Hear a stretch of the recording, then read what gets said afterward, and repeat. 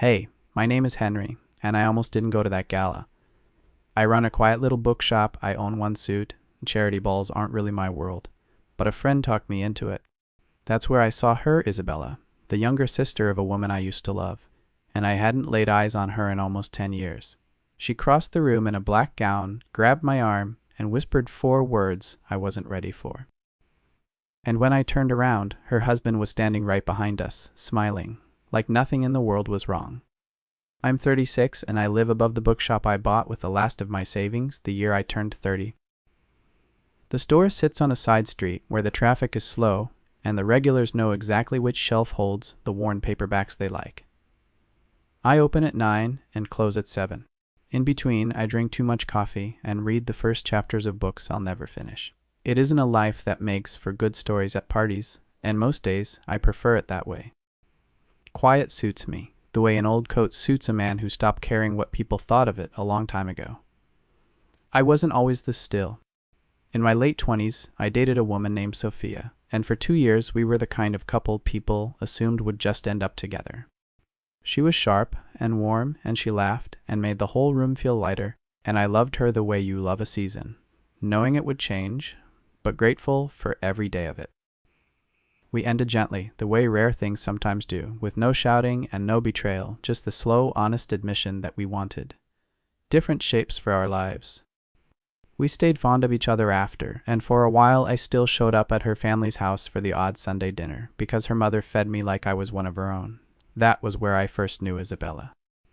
She was Sophia's younger sister, 16 when I met her, all elbows and plans. A teenager who already knew she was going to live somewhere bigger and do something louder than the town she grew up in. She'd tease us at the dinner table, calling me Sophia's boyfriend, with exaggerated formality, and she'd steal bites off my plate like she'd earned the right. I remembered her laughing, remembered her telling me I was too quiet for her sister and that I should learn to argue more. That was the last image I carried of her, bright and certain and full of noise, and I let it sit in me like a photograph I never updated. After Sophia and I ended, I stopped coming to those dinners, and the years did what years do. I heard through the grapevine that Isabella married someone wealthy, someone with a name that opened doors, and I remember thinking that sounded about right for a girl who always wanted the bigger life. I didn't look her up. I didn't look anyone up. The bookshop filled my hands and my hours, and the evenings I spent alone had a weight to them that I had learned to call peace, because it sounded better than lonely. So when a friend dragged me to that gala, I went mostly because I had no good reason not to. And because the suit in my closet had been waiting 9 years for a second outing, I had no idea that night would crack my quiet life right open. I had no idea the bright girl from the dinner table was in trouble, or that the trouble had been growing for years while I sorted books and drank coffee and called my loneliness peace. And I had no idea that the most important thing I'd ever do would look, from the outside, like almost nothing at all. The gala was held in a hotel ballroom downtown, a place with chandeliers that tried too hard and a carpet thick enough to swallow your footsteps. It was a charity for children's literacy. That one detail made me feel slightly less out of place, given what I sell for a living. Champagne moved on silver trays, string lights hung in loops above the silent auction tables, and a woman at the microphone kept thanking people whose last names I didn't recognize. Everyone was dressed like they'd been poured into their clothes, and everyone seemed to know everyone, and I stood near a column holding a glass I wasn't drinking, wondering how soon I could leave without being rude. I'd been there maybe 40 minutes when I saw her. She was across the room near the auction tables, in a low black gown, with her dark hair down past her shoulders. And for a second I didn't place her at all. Then the angle of her chin caught me, the way she tilted her head when she listened, and I knew it was Isabella. 10 years had turned the loud girl at the dinner table into a woman who moved carefully through a crowd, each step measured, her smile thin and precise, like something she'd practiced in a mirror until it looked natural. She was beautiful.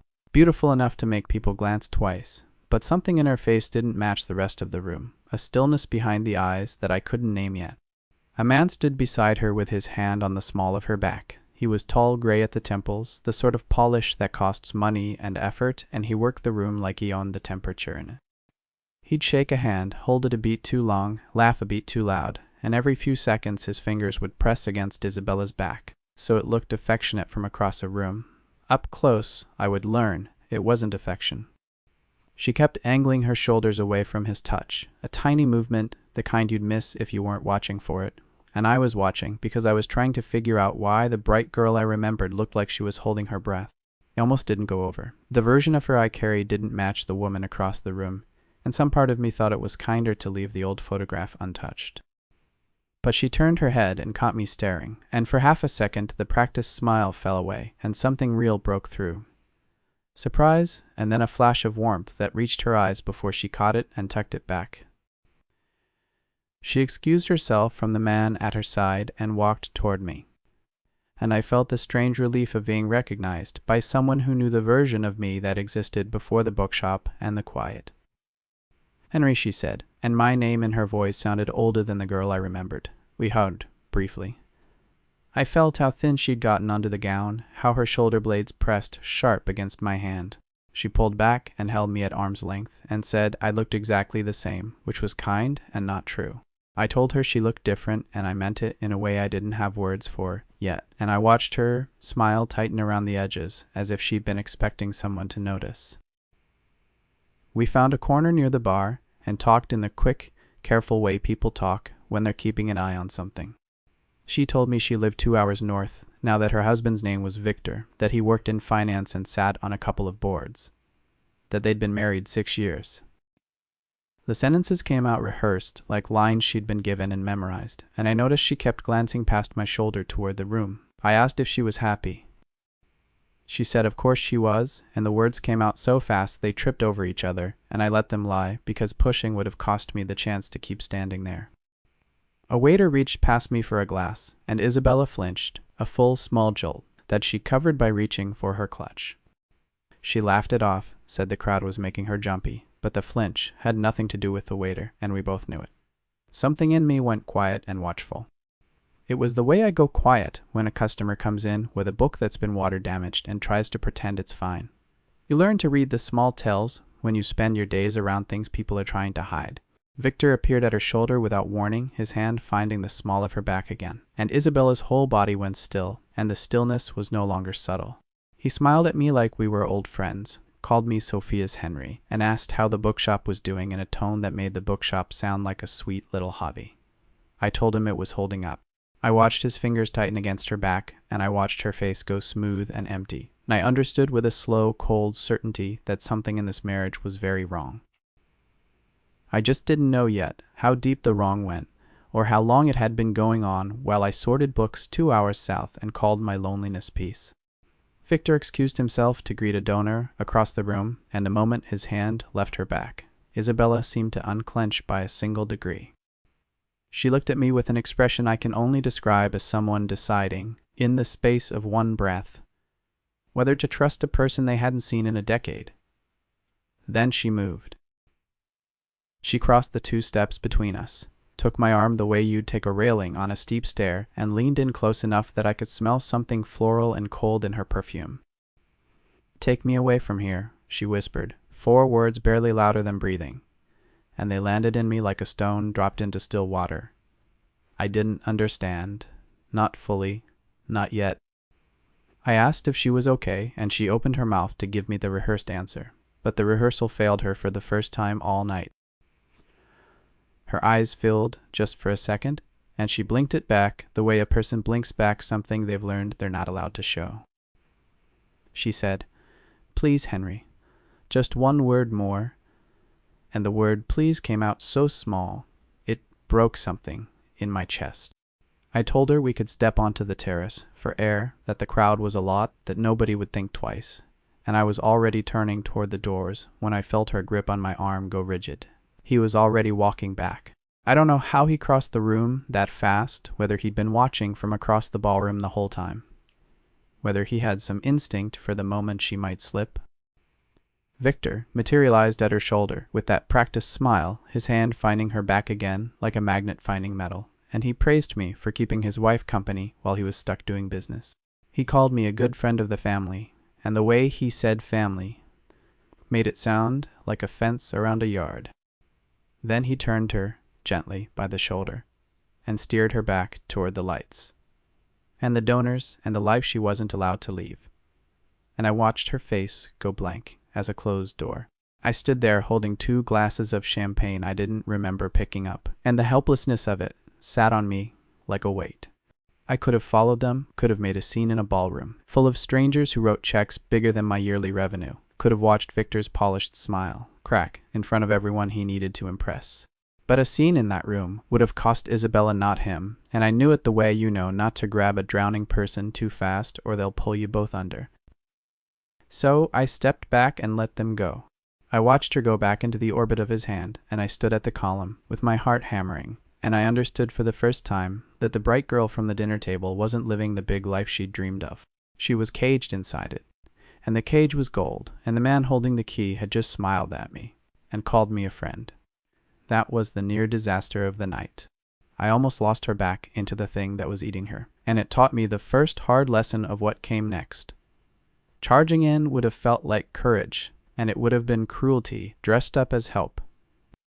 What she needed from me was something slower and quieter and a great deal harder than playing the hero in a room full of champagne. I went home that night with the 4 words still sitting on my shoulder, and I didn't sleep, because every time I closed my eyes I saw her face go blank when his hand found her back. I couldn't let it go.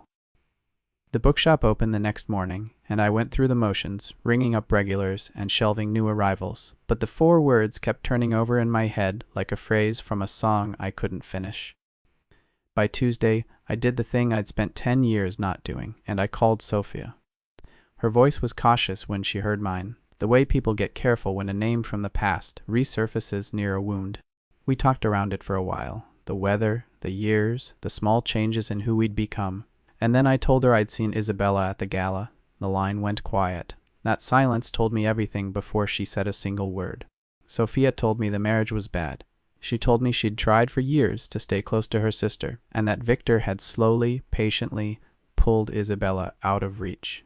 He told Isabella that Sophia didn't respect their marriage, that Sophia was jealous, that Sophia wanted Isabella to fail, and after enough repetition, Isabella had stopped returning her calls.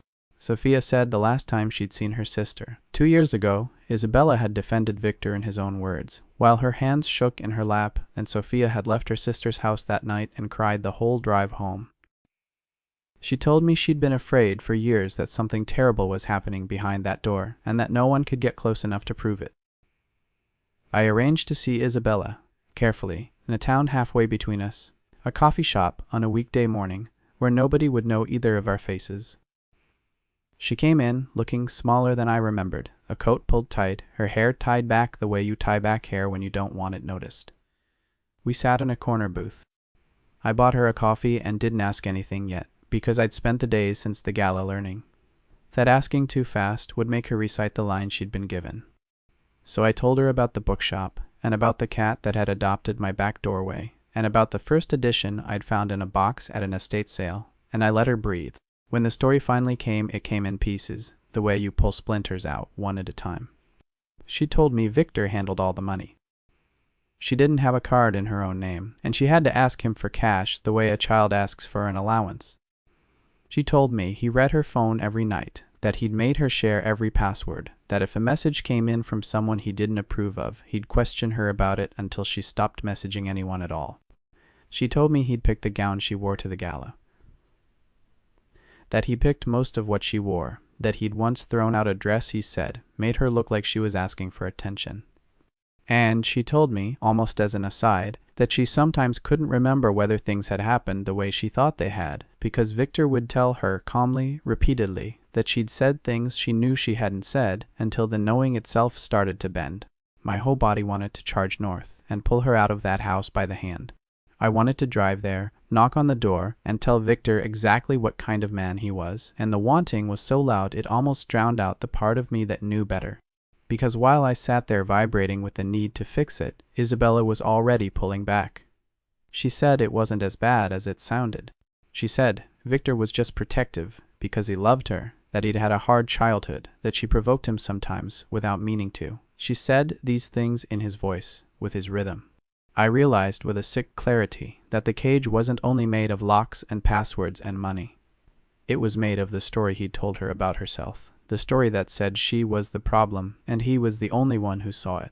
So I did the harder thing. I didn't argue and I didn't rescue. And I didn't tell her what her life was, because she'd heard that from him for 6 years and she'd stopped believing her own eyes. I just listened and I stayed steady, and when she finally said she should go, I told her she could call me any time, about anything, even if it was just the weather. I said it the way I'd say it, to a customer who wasn't ready to buy. No pressure, no urgency, just a door left open. She nodded without meeting my eyes, and she left the coffee shop, and I sat in that booth for a long time after, learning the shape of a patience I had never had to use before. She called me, 9 days later, on a Tuesday afternoon, from a number I didn't recognize. Her voice was thin. She asked if I could meet her again, somewhere further from both our towns, and I closed the bookshop early for only the third time in 6 years, and drove.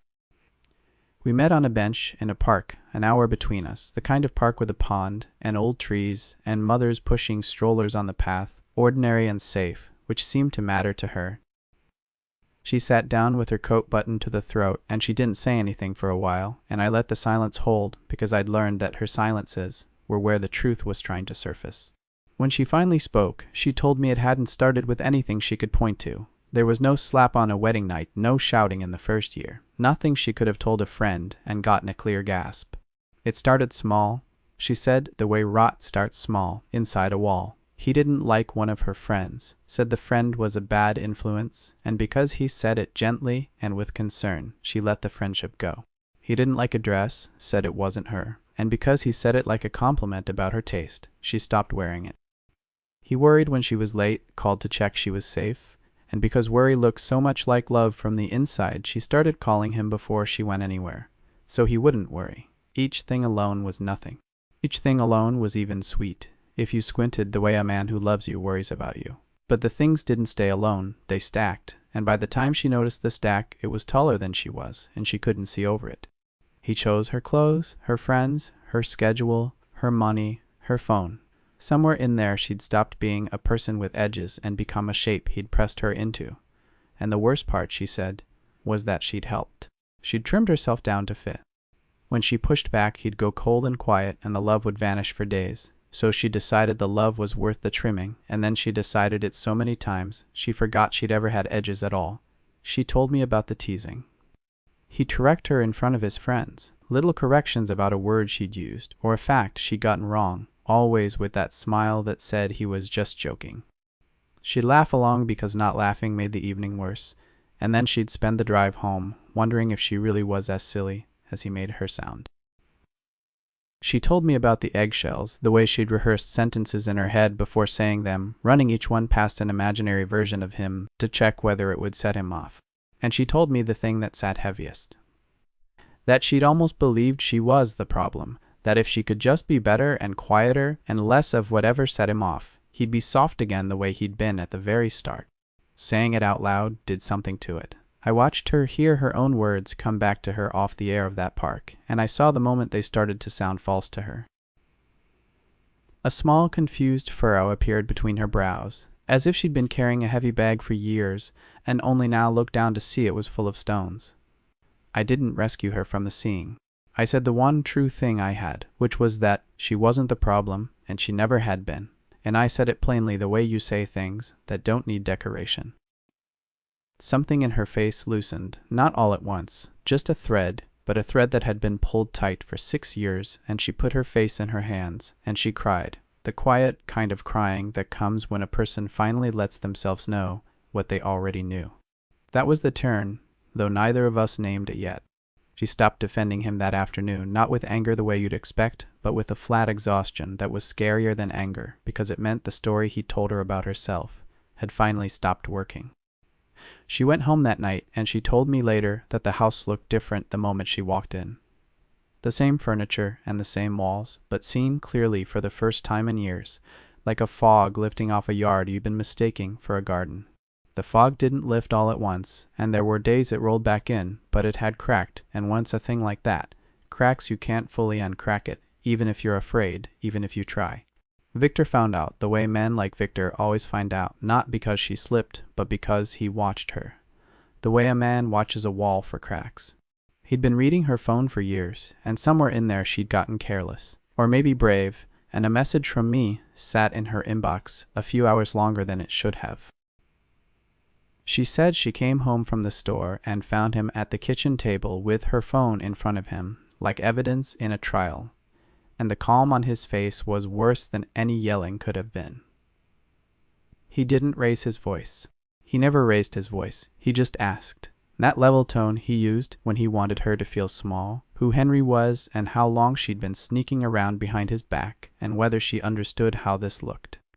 She tried to explain, and he let her try, and then he dismantled the explanation, as he dismantled everything, until what she'd said didn't mean what she'd meant anymore. He took the phone.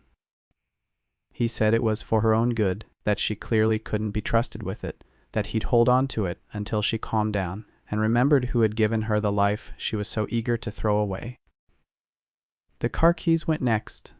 Not taken, just moved to a drawer he kept, a drawer she'd need to ask him to open. And the money, the small allowance he doled out, shrank to almost nothing, because she'd broken something between them, he said, and trust had to be rebuilt, and rebuilding meant she'd need to show him she could be responsible again, by which he meant obedient. There was a dinner that week, with his business partner and his wife. Isabella told me about it, with her hands flat on her thighs to keep them still. She'd said something about a book she was reading, a small thing, and Victor had corrected her in front of the table, a little joke about her taste, about how she liked the simple ones, and the partner's wife had laughed, politely, and Isabella had laughed too, because that was the deal.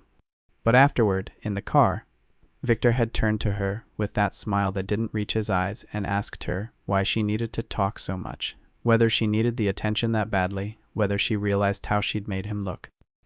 And she'd sat there in the passenger seat, feeling the familiar shame flood up, and for the first time the shame had a rival, which was the memory of a bench in a park and a man who'd said she wasn't the problem, and the two feelings fought inside her the whole way home. I learned how bad it had gotten from a neighbor's phone, her voice a whisper. I drove north that night with my hands tight on the wheel, every instinct screaming to go straight to that house. I wanted to walk in and take her out and dare Victor to stop me, and the wanting was so fierce, it was almost a physical thing in my chest. But sitting in my car outside a gas station an hour from her, I called Sophia, and Sophia said the thing I needed to hear, which was that showing up angry would give Victor exactly what he wanted, proof that I was the threat Isabella had been warned about, a reason to isolate her completely. Protecting her, I understood that night, with a humility that burned, meant following her lead, instead of my instinct, even when my instinct felt like love. The most loving thing I could do was be the steady place she ran to, not the battering ram that got her hurt faster. That was the second near disaster, the moment the old script almost won.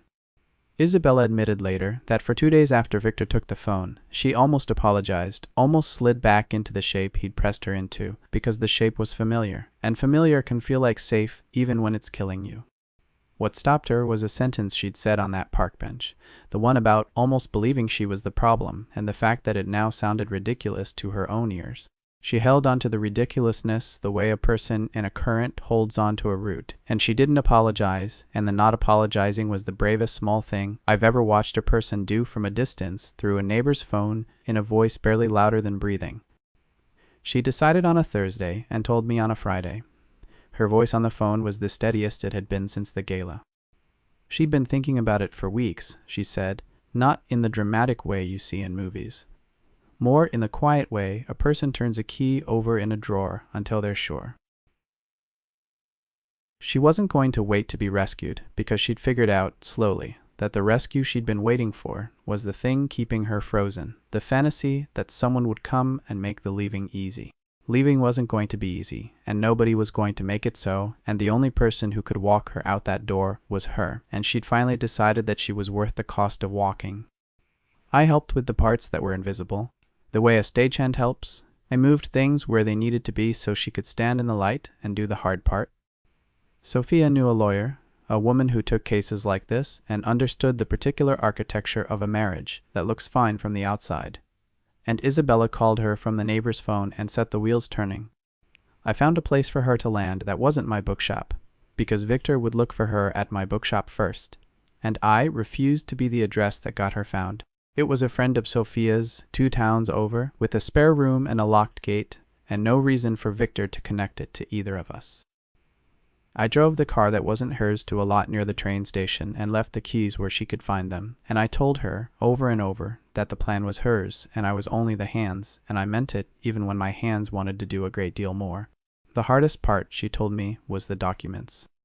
Victor kept the important papers in his study, a room she wasn't supposed to enter without a reason, and for a week she'd been moving things out a page at a time, her passport tucked inside a novel, her marriage certificate folded into a magazine, a bank statement slipped between the pages of a cookbook. She'd opened a small account 3 months ago, $10 at a time from the cash he doled out, the kind of money a man like Victor would never notice missing, and the account was in her name alone, at a bank across town he'd never set foot in. Watching her lay this out, I understood that she'd been preparing long before she'd named it as leaving, the way an animal paces a cage for months before it finds the gap, and the gap she'd found was made of patience and paper. The night she moved, she called me once, just to say she was going. I sat in the dark bookshop with the phone against my ear, and I didn't drive there. She'd asked me not to, because the leaving had to be hers or it wouldn't hold. And I honored it the way you honor a surgeon's request not to touch the table, by staying still even when stillness felt like the wrong thing. She packed one bag small enough to carry in one hand the things she'd gathered, and a few clothes and a photograph of her mother from before any of this. She told me she paused at the front door of the house she was supposed to have made a home in, and she stood there long enough for the pause to feel like a whole life. And then she opened the door and stepped through it. The cruelty of the timing was that Victor had been tender that week. He'd felt her pulling away and answered, as he always did when the leash loosened, with softness and a gift and a night he cooked for her. Sorry for being distant. It was the conditional love coming back around. The same lever he'd pulled for 6 years, and it would have been so much easier to leave on a night when he'd been cruel. She left on a tender night instead. She told me later that walking out while he was being kind was the loneliest thing she'd ever done, because it proved to her, finally, that the softness was just another shape of the control, and that no version of him was the one she'd been waiting for. Victor caught her at the door. She'd thought he was asleep, but a man who monitors a house the way he monitored that house sleeps the way a hawk sleeps, with one eye on the thing he owns. And he came down the stairs in bare feet before she'd made it off the porch. The mask came off in the doorway, not all at once, but in stages, the way a friendly shore reveals its rocks when the tide goes out. First he was confused, then hurt, then charming, and Isabella stood on the porch with her one bag and watched him cycle through every version of him she'd ever known, and for the first time none of the versions worked on her. Tried the love first. He said her name the way he used to in the good months, soft and close, and he told her he didn't understand. That they'd been good this week, that he'd tried.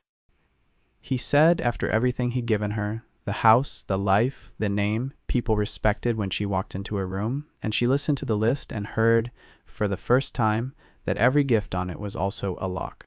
Then the love turned and showed its other face, the threat face. The one that said she'd have nothing out there, that she couldn't make it on her own, that she'd come crawling back within a month when she realized the world wasn't as gentle as he was. He said it to scare her, and she was scared, and she let herself be scared, without letting the scare move her feet. And that distinction was the whole difference between the woman she'd been and the one standing on that porch. She spoke then, and her voice was quiet and tired and final. It was more than any shouting could have matched. She didn't make a speech, and she didn't list his crimes, because she'd learned that listing them only gave him things to refute. She just said that she was leaving, that she'd been leaving for longer than he knew, and that she was sorry it had taken her so long to see the door. He reached for her arm, the way he'd reached for her back at the gala, and she stepped back out of his reach, a small, clean step, and the smallness of it was the size of her whole freedom. She didn't need to push him or shout or prove anything to the dark street. She just needed to be one step further than his hand. I was there, parked at the end of the block where she'd asked me to be. I didn't get out of the car. She didn't need me to speak for her, and she didn't need me to fight him. She just needed to know that when she walked off that porch, there was a pair of headlights at the end of the dark. That would take her somewhere he couldn't follow. I watched her come down the walk with her one bag, her shoulders straight, her face wet. I watched Victor standing in the doorway of the house he'd turned into a cage, the door open behind him, because he couldn't believe yet that she was actually going. She got into the car and she didn't look back, and I pulled away from the curb slowly, and the porch light shrank in the mirror until it was just a point, and then it was gone. The door closed behind her. Not his door, the other one, the invisible door that had been shut on her for 6 years, the one she'd been pressing against with her shoulder for so long she'd forgotten it could open. Click shut on the life she was leaving, and it opened onto a road she couldn't see the end of. She sat in the passenger seat with her bag in her lap and her hands shaking and her eyes dry now, and she said very quietly that she was cold, and I turned the heat on and we drove. The rebuild wasn't fast and it wasn't pretty. I won't pretend it was, because that would be the same lie her marriage had been, only nicer to look at. Isabella landed in Sophia's friend's spare room, and she slept for 2 days. The sleep that comes when a body finally stops bracing for the next blow. Then the work started, slow and unglamorous, the work of building a person back out of the pieces someone else had scattered. She got a job at a bookstore not mine, one in her own town, because she needed the money, and she needed the proof that she could earn it, and she needed something that was hers alone. She opened a real bank account and held the card in her hand and cried over it. Which sounds small until you understand that for 6 years she'd had to ask permission to buy a cup of coffee. She called Sophia, and the call lasted 3 hours. Most of it was crying, and some of it was laughing, and all of it was the mending of something Victor had cut on purpose. The sisters had to learn each other again, because the version of Isabella that Victor had allowed to exist wasn't the real one, and Sophia had to meet the real one underneath. And the real one was rusted and scared and funny and furious and grateful in turns. I stayed on the edge of it, the way I'd promised myself I would, a steady presence and not a center, because the center of her life had to become her, or the whole thing would just be a new cage with a kinder keeper. She came to the bookshop some weekends, and we drank coffee. And we talked about books, and the cat, and the weather, and we let the quiet between us be a quiet that doesn't need filling. The love between us grew the way his control had started, only backwards, small and slow, and built on safety instead of fear. She brought me a cup of tea without asking. Her hand rested near mine on the counter, not reaching, just near, the way you set down an anchor in calm water. One afternoon, a passage in a novel surprised a laugh out of her, and the surprise on her own face at the sound of it showed she'd forgotten what her laugh sounded like when it wasn't performed. It didn't feel like falling, the way I'd always heard love described. It felt like arriving somewhere I'd always been going, and arriving not in a rush, but the way a boat arrives at a dock, eased in by hands that know the water. The night she finally let me hold her, it was nothing like the movies make it. It was everything. She'd had a bad day, a letter from Victor's lawyer, and she came to the shop right at closing, and stood in the doorway, and didn't say anything. And I came around the counter, and I just put my arms around her, gently, the way you hold something you're afraid of breaking. She cried into my shoulder, and then she stopped, and then she stayed. After a while, she said she was glad I'd noticed her that night at the gala. And I said I was glad she'd grabbed my arm, and that was all. And it was enough, and it was the truest thing either of us had said in a year. There was no grand rescue in it, no sweep, just 2 people standing in a closed bookshop in the dark, and one of them finally safe and the other one finally useful. And it mattered. A door closed behind her, and another one opened. I didn't save Isabella, I just refused to look away while she saved herself. Maybe that's the real question, not who saves who, but who's willing to stay and watch, and not flinch while a person remembers how to be a person. If this story stayed with you, subscribe so you don't miss the next one.